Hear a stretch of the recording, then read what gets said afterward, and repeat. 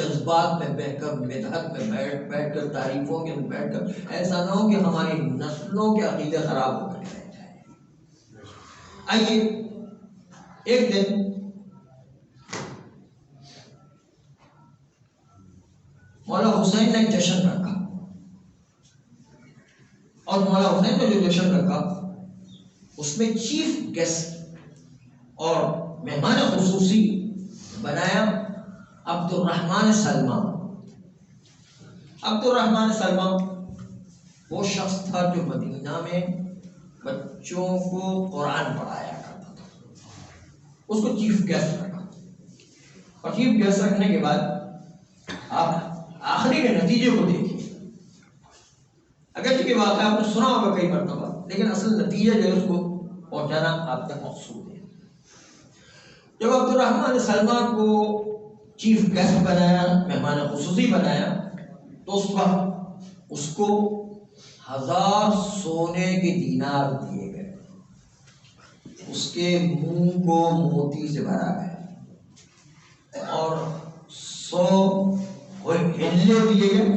ہلے یعنی 100 جوڑے لباس، اور لباس اس زمانے بہت قیمتی ہوتا ہے، اس لیے کہ ہاتھ سے بنتا تھا اس زمانے۔ اس وقت جو مشینریز کیا کام نہیں کرتی، اس وقت ہاتھ سے لباس بنانا تھا، اور ہاتھ سے لباس بناؤ سونا چاندی سے بھی زیادہ قیمتی مانا جاتا تھا۔ 100 جوڑے لباس ہلا۔ چنانچہ یہ بڑے بڑے انعامات پیش کیے گئے، خصوصی مہمان خصوصی بھی بنائے گا، چیف گیسٹ بھی بنائے گا، تو لوگ سارے حیران تھے، جتنے مولا حسین کے جاننے والے سب کو بڑی تقریب میں بلایا، جشن میں بلایا۔ اب سب کی نگاہ حیرت سے جو ہے دیکھ رہی تھی کہ بھائی اس کو کیوں مہمان خصوصی بنایا گیا، اور مولا حسین سے پوچھا کہ یہ اس نے کون سا اتنا بڑا کارنامہ انجام دیا جو 1000 دینار سونے کے، 100 ہلا، اور جو ہے موتیوں سے منہ بھر دینا، اتنا جو ہے اتنا انعامات اور اتنا اکرام، اتنی عزت کرنا یہ کس لیے ہے؟ تو اس وقت مولا حسین نے جواب دیا کہ اس نے میرے بچے کو الحمد صحیح طریقے سے پڑھایا ہے، صحیح پڑھایا، الحمد صرف یہ صحیح طریقے، صرف الحمد، کوئی بڑی چیز نہیں، صرف الحمد پڑھا ہے۔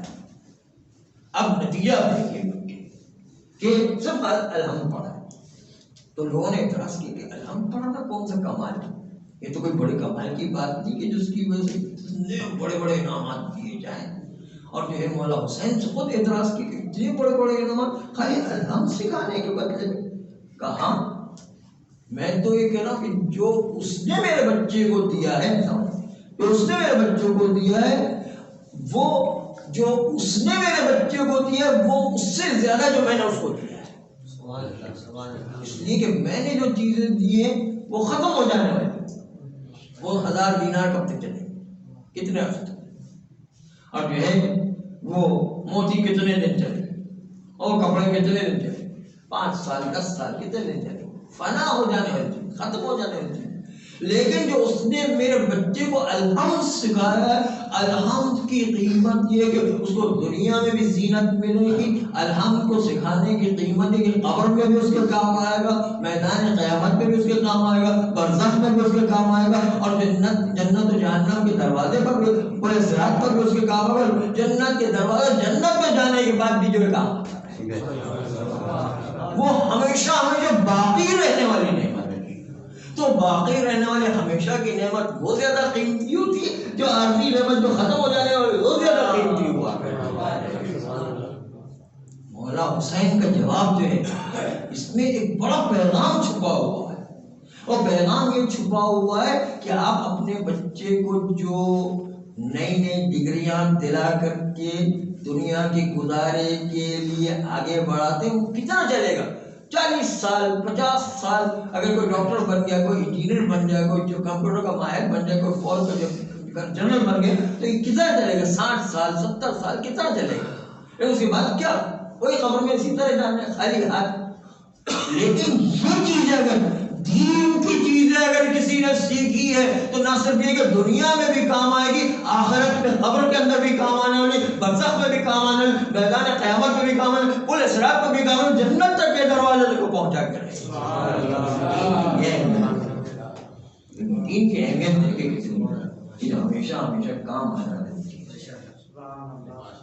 یہ اس لیے عبد الرحمن سلمہ کو مولا حسین نے مہمان خصوصی بنایا ہوا تھا کہ میرے بچے کو ہمیشہ ہمیشہ کام آنے والی چیز عطا کی ہے.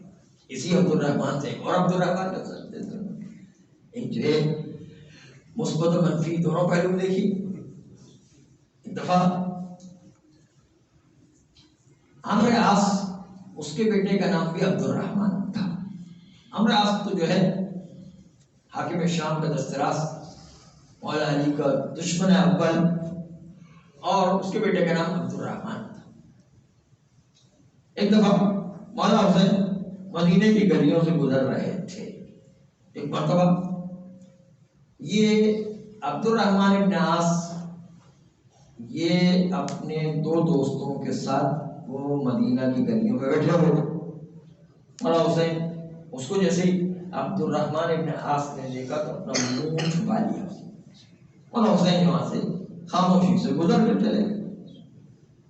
جب مولا حسین چلے گئے تو مرتبہ عبد الرحمن ابن عاص نے کہا اپنے دونوں دوستوں سے کہ آپ جانتے ہیں کہ آسمان کی جتنی مخلوقات ہیں، چاہے ملائکہ ہو، چاہے انبیاء ہو، چاہے مرسلین ہو، چاہے اولیاء ہو، سب کے سب جو آسمان کی جتنی مخلوقات ہیں، زمین کے اندر سب سے زیادہ کس کو چاہتی ہے؟ آپ لوگوں کو پتا ہے کہ کس کو سب سے زیادہ چاہتی ہے؟ کہا نہیں ہمیں تو نہیں پتا، آپ بتائیے. کہا یہ شخص جو ابھی یہاں سے گیا، مولا حسین کی طرف اشارہ کہ یہ شخص جو ابھی یہاں سے گیا، آسمان کی ساری مخلوقات، زمین کی ساری مخلوقات میں سب سے زیادہ آسمان کی مخلوقات اس کو چاہنے والی. کون گواہی دے رہا؟ دشمن ہے. عبد الرحمن ابن عمرو عاص جو ہے یہ گواہی دے رہا. اس کے بعد اس کے دوستوں نے پوچھا کہ بھائی تمہیں کیسے پتا چلا کہ آسمان کی مخلوقات مولا حسین سے اتنی محبت کرتی، تمہیں کہاں سے پتا چلا؟ کہ اس لیے کہ رسول اللہ کی حدیث میں آپ کو بتاؤں کہ کیا واقعہ کہ جس دن میں اپنے باپ عمرو عاص کے ساتھ حاکم شام کے لشکر میں شامل تھا صفین میں، تو وہاں پر صفین میں اپنے باپ عمرو عاص کے ساتھ تھا. عبد الرحمن ابن عاص کہہ رہا ہے، یہ کہہ رہا ہے کہ صفین میں اپنے باپ کے ساتھ جنگ صفین میں حاکم شام کے ساتھ تھا. میرا باپ جہاں پر تھا وہیں پر میں بھی تھا. ایک مرتبہ ابو سعید خدری نے جو پیغمبر کے صحابی ہے، اس نے مجھے کہا کہ چلو آؤ آقا حسین سے مل کر کے آتے ہیں. چنانچہ آقا حسین سے ملنے کے لیے ابو سعید خدری جو پیغمبر کے صحابی ہیں اور پیغمبر کے وہ صحابی عبد الرحمن ابن عاص کو لے کر کے چلے اور آہستہ آہستہ مولا حسین کے پاس پہنچے. تو جیسے ہی پہنچے ہم لوگ تو مولا حسین نے ہم دونوں سے خطاب کرتے ہوئے کہا، ابو سعید خدری اور عبد الرحمن ابن عاص، ہم دونوں سے کہا کہ کیا آپ لوگوں نے میرے نانا جد رسول اللہ کی حدیث نہیں سنی کہ آسمان کی جتنی مخلوقات ہیں وہ سب کی سب مجھ سے، زمین پر رہنے والی جتنی مخلوقات ہیں ان میں سب سے زیادہ محبت مجھ سے کرنے والی. کیا آپ نے رسول اللہ کی حدیث نہیں سنی؟ نانا رسول اللہ کی حدیث سنی کہ نہیں سنی؟ تو عبد الرحمن ابن عاص وہ تو خاموش رہا کیونکہ تھا تو عمرو عاص کا بیٹا، جیسا باپ ایسی بیٹے کی خصوصیت. چنانچہ وہ عبد الرحمن ابن عاص تو خاموش رہا. لیکن ابو سعید خدری نے کہا ہاں ہم نے آپ کے نانا رسول اللہ سے حدیث سنی ہے کہ آسمان کی جتنی مخلوقات ہیں وہ آپ سے سب سے زیادہ محبت کیا کرتی ہے.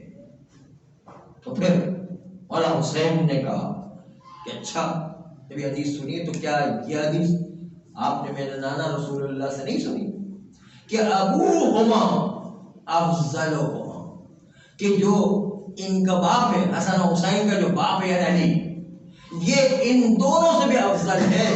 جب ساری آسمان کی مخلوقات مجھ سے اتنی محبت کرتی اور میرا باپ اس سے بھی افضل ہے تو پھر تم لوگ مجھ سے ہم سے جنگ کرنے کے لیے کیوں آئے؟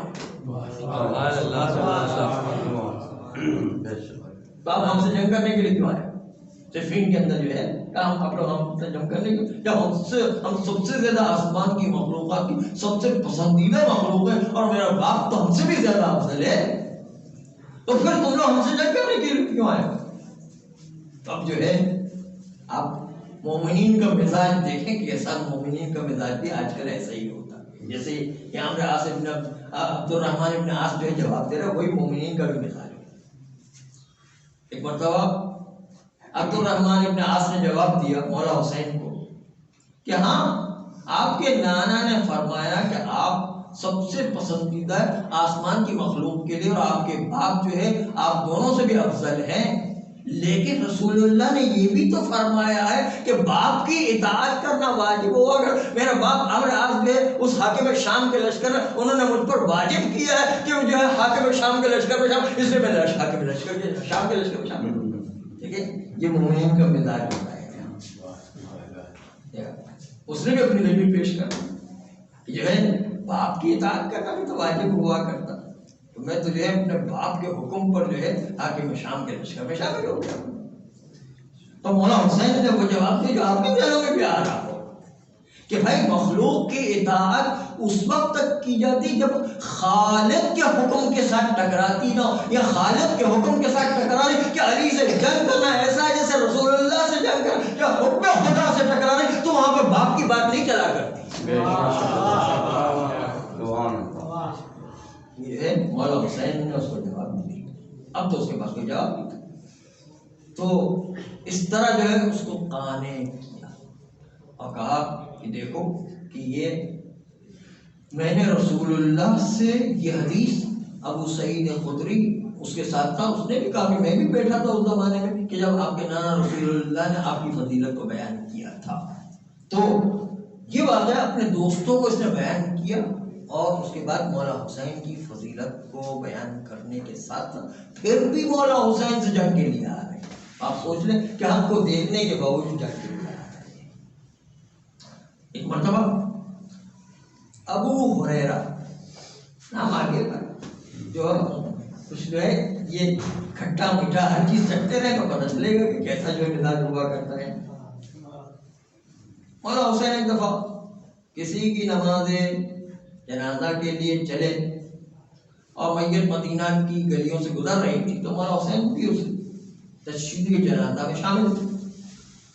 سب لوگ جنازہ جب قبرستان میں داخل ہو تو مولا حسین بھی اس قبرستان میں داخل ہوئے، قبرستان میں داخل ہوئے تو اس وقت وہاں قبرستان میں جو قبر جس میں اس میت کو دفن کیا جانا تھا ابھی تک قبر کھودی نہیں تھی، ابھی کھدائی جاری تھی کہ وہ کافی ٹائم ابھی گھنٹہ ڈیڑھ گھنٹہ اور لگ جاتا ہے۔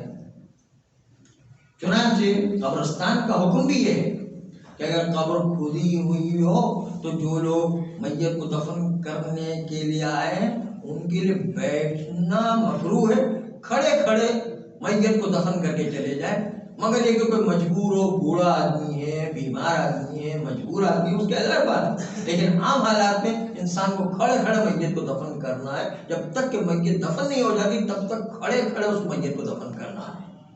لیکن ابھی چونکہ قبر کھودی بھی نہیں تھی اور جو ہے قبر کھودنے میں 1 گھنٹہ ڈیڑھ گھنٹہ اور لگنے والا تھا، تو مولا حسین وہیں پر قبرستان میں ایک جگہ بیٹھ گئے۔ جب بیٹھ گئے تو سارے اصحاب بھی بیٹھ گئے۔ اتنی دیر میں آپ نے دیکھا ہوگا کہ قبرستان میں جب جاتے ہیں تو انسان کے پیروں میں مٹی اور جو ہے مختلف قسم کی جو اڑنے والے دھول وغیرہ آ جایا کرتی ہے، تو پیروں پر بھی اور چپلوں پر بھی وہ آ جایا کرتی ہے۔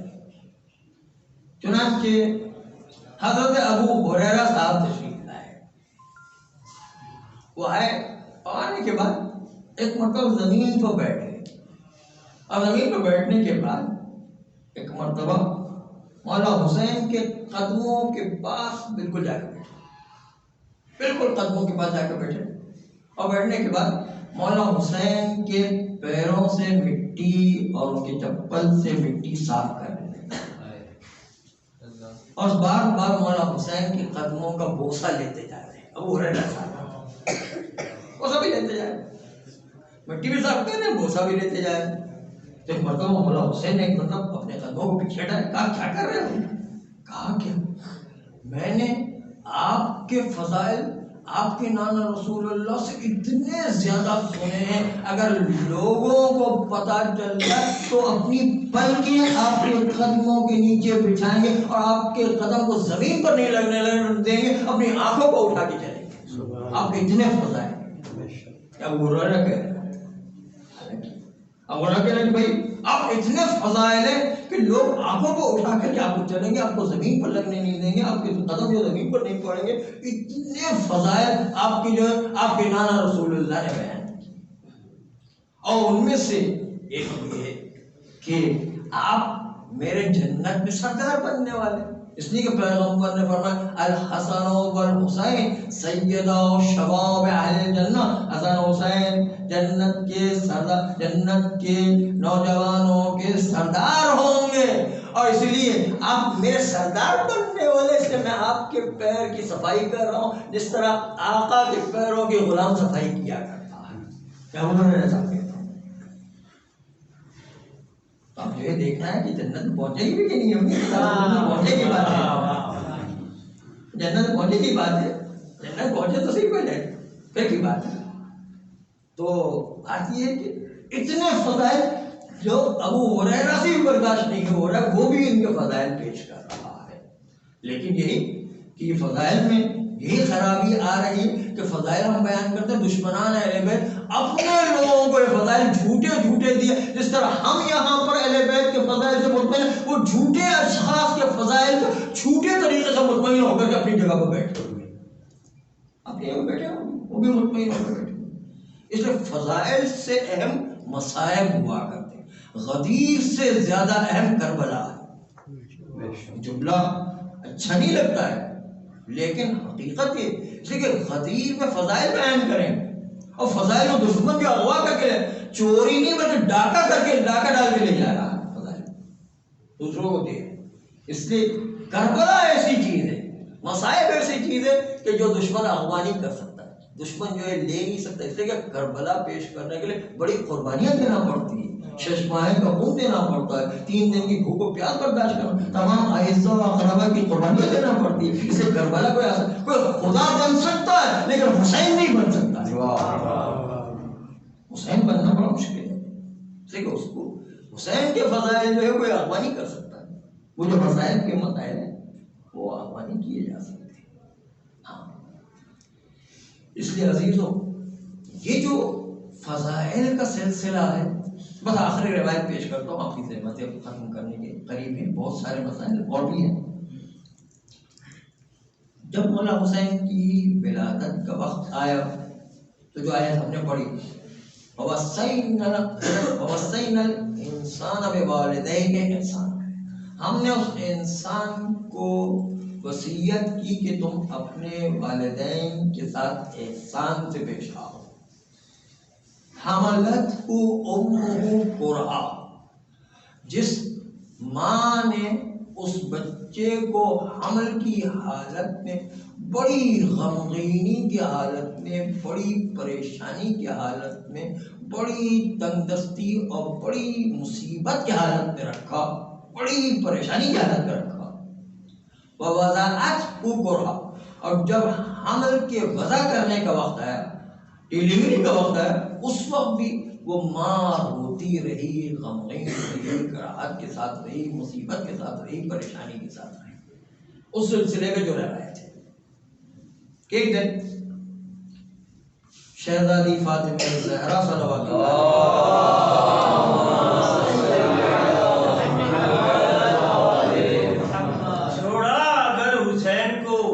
جنت نہ پاؤ گے، سارے جہاں کو گل نے خبردار کر دیے، رنگ ماحول کا کردار پر آنے نہ دیا، نور سے کھینچ لیا، نار میں جانے نہ دیا، گل ٹوٹا ہوا شیشہ تھا جسے سرور نے ایسا جوڑا کہ بال بھی آنے نہ دیا۔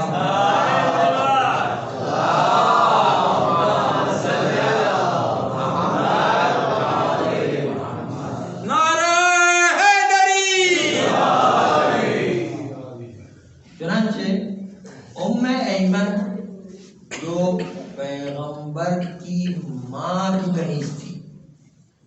ام ایمن جب پیغمبر ان کی والدہ کا انتقال ہوا ابوا کے مقام پر، تو ام ایمن ہی پیغمبر کو 6 سال کی عمر میں بچا کر کے مکہ پہنچانے والی تھی. اتنی پرانی پیغمبر کے گھر کی خادمہ تھی.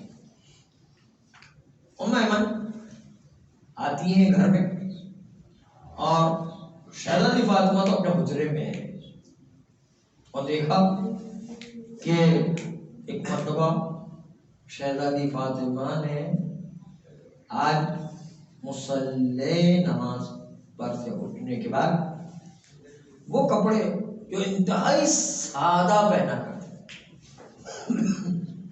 جب حمل کا پہلا مہینہ گزرا تو انتہائی سادہ کپڑے پہننے کے باوجود شہزادی فاطمہ نے اب وہ سادے کپڑے بھی چھوڑ دیے، بلکہ اب وہ کپڑے پہن رہی جو چبھنے والے اور تکلیف دہ کپڑے ہوا کرتے، جو عیسائی راہبوں کے لیے بوریے کے کپڑے بنائے جاتے تھے، وہ کپڑے شہزادی فاطمہ نے پہننا شروع کر دیا. ابھی 1 مہینہ مولا حسین کے حمل کو گزرا ہے.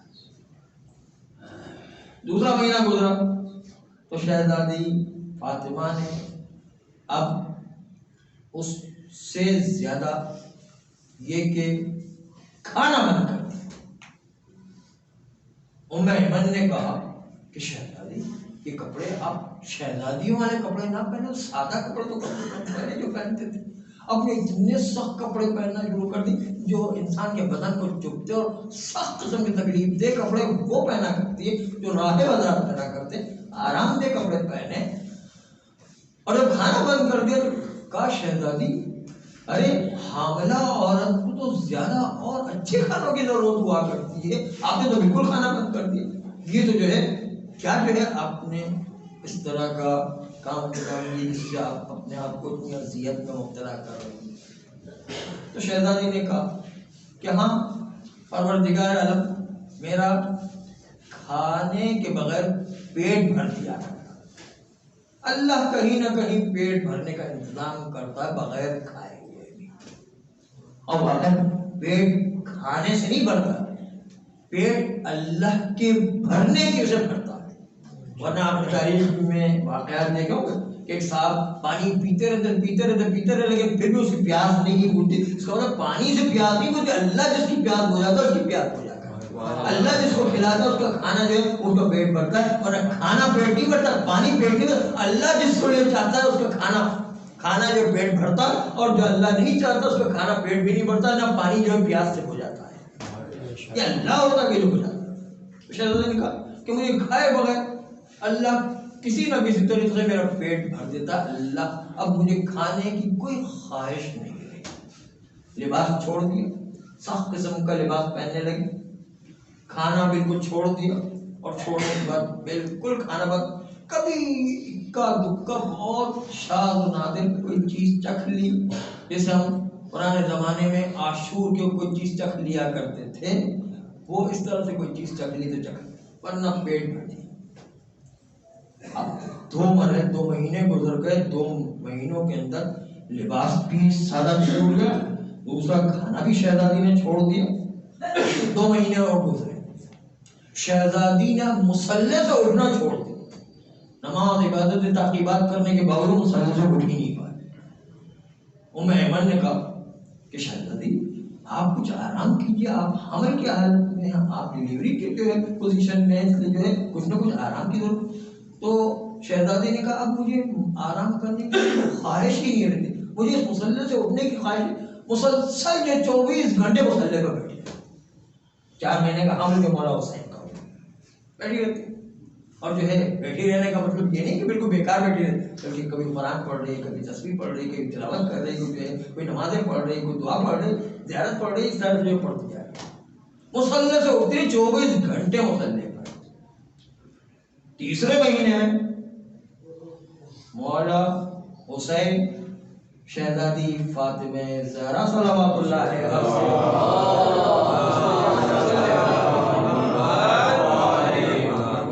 شکم میں ہونے کے باوجود شہزادی سے بات کیا کرتے تھے. جس طرح شہزادی فاطمہ زہرا خود حضرت خدیجہ سے بات کیا کرتی، اسی لیے جو ہے حضرت فاطمہ زہرا کے ایک لقب ہے محدثہ، یعنی محدثہ نے بات کرنے والی، جو اپنی ماں سے پیٹ میں تھی اور بات کیا کرتی۔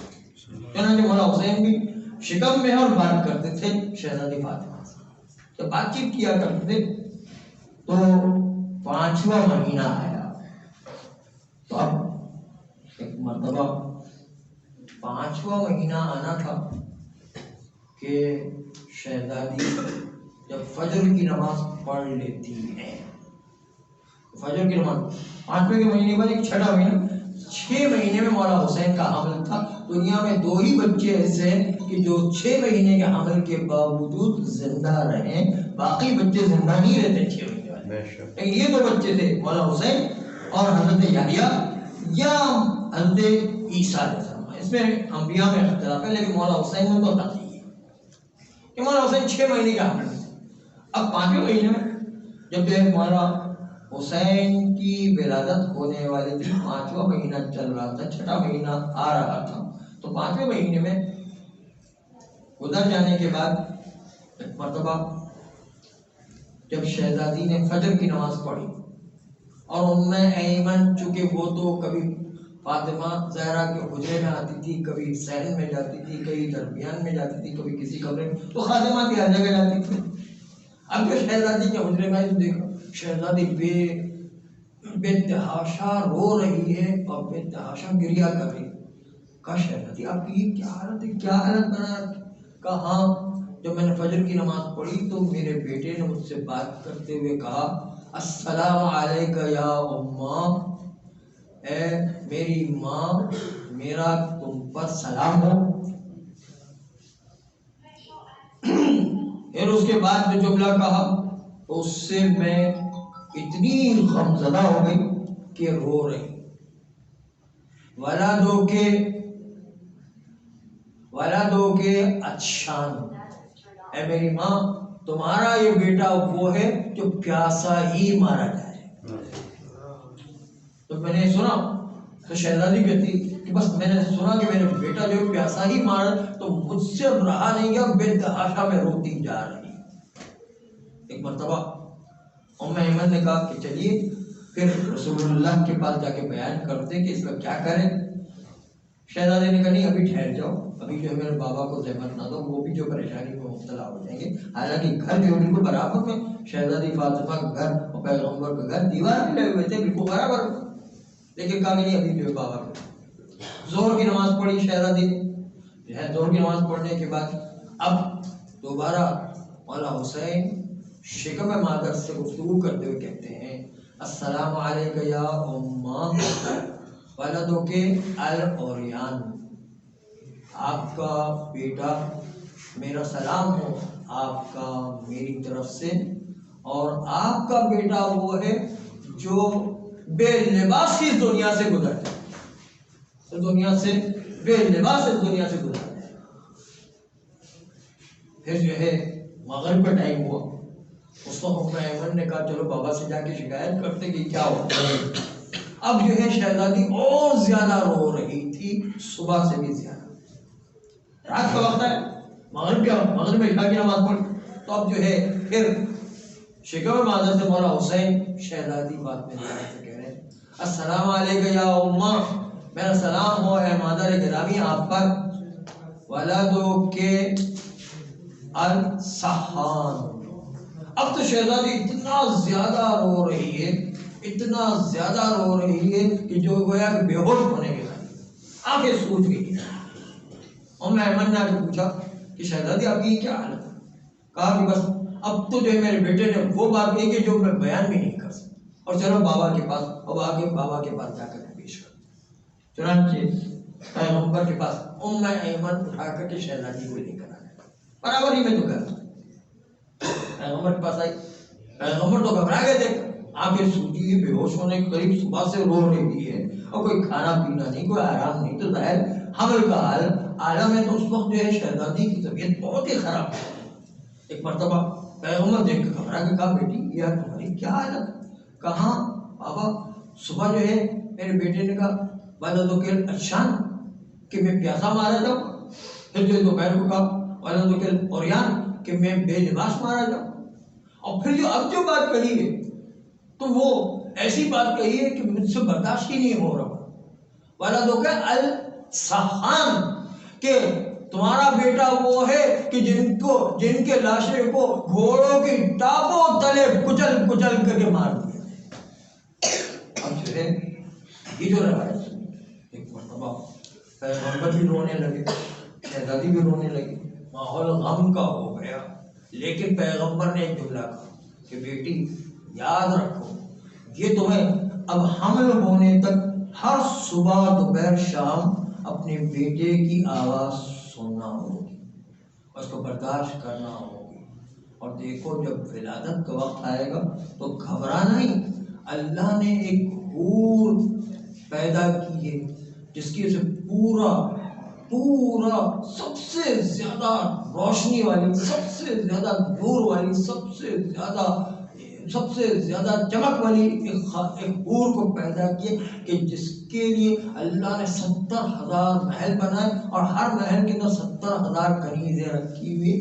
وہ تمہارے بیٹے کی ولادت کے وقت تشریف لائی اور اس کا نور اتنا زیادہ ہے کہ نور آنے کے بعد بیٹی گھبرانا نہیں، اس لیے کہ اتنا زیادہ نور پھیل جائے گا کہ آدمی نور کو دیکھ کے ڈر جائے۔